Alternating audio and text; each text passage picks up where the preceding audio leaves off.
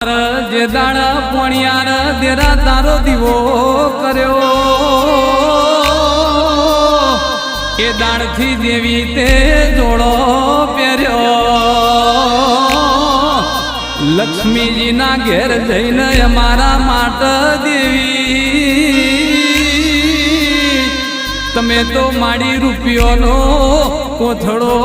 ભળ્યો માં ધીમે ધીમે એમના ગળપણ આવશે